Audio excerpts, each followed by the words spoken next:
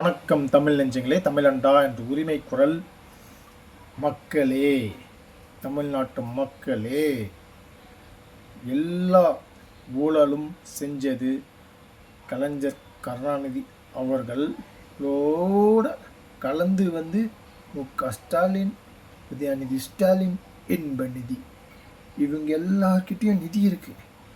அப்படியே பார்த்தீங்கன்னா சரௌண்டிங்கை எடுத்து பார்த்தீங்கன்னா தமிழ்நாட்டில் பாதி சொத்து அவங்க தான். இப்போ தமிழ்நாட்டில் 5.5 லட்சம் கோடி கடன் கிட்டத்தட்ட 5 வருஷத்தில் இவனுங்க ஆட்சி பண்ணி எப்படி நம்மளை கேட்காம நம்ம பேரில் கடன் வாங்கியிருக்கானுங்கன்னா இவ்வளோ திமுரு தென்னாட்டு தலக்கணம் இருந்தால் அதெல்லாம் பண்ணியிருப்பானுங்க. ஜி ஸ்கொயர் இடம் விற்கிறது, இது எங்கேருந்து வந்தது? பணத்தால் நான் எதையும் பண்ணுவேன் அப்படின்றத கர்வம்.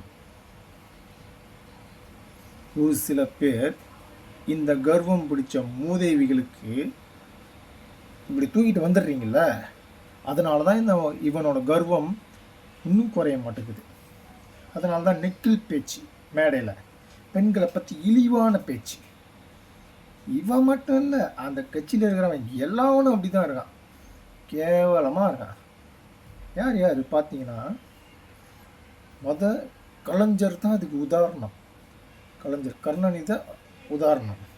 அதுக்கு பேர் இப்போ சிவாஜி கிருஷ்ணமூர்த்தி அவர்கள் அவரை பிடிச்சி உள்ளே போட்டாங்கன்னு வச்சுக்கோங்களேன். ஆனால் தண்டனைகள் இருக்கா இல்லையான்றது தெரில.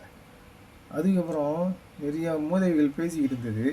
இப்போ அதுக்கு உதாரணம் அவர் பேரன் உதயநிதி ஸ்டாலின். அவரை பிடிச்சி உள்ளே போட்டதுக்கு ஜூலி மூதேவி என்ன சொல்கிறா,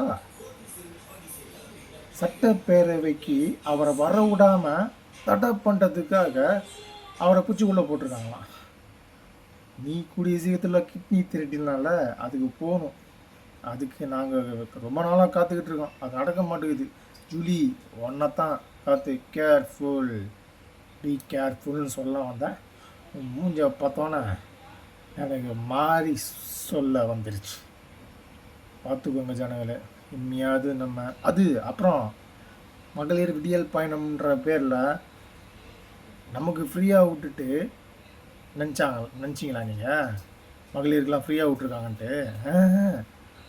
அதையும் காசு பார்த்துருப்பானுங்க, அதுவும் உங்கள் காசில் தான். சும்மா ஆக்டிங். நன்றி, வணக்கம்.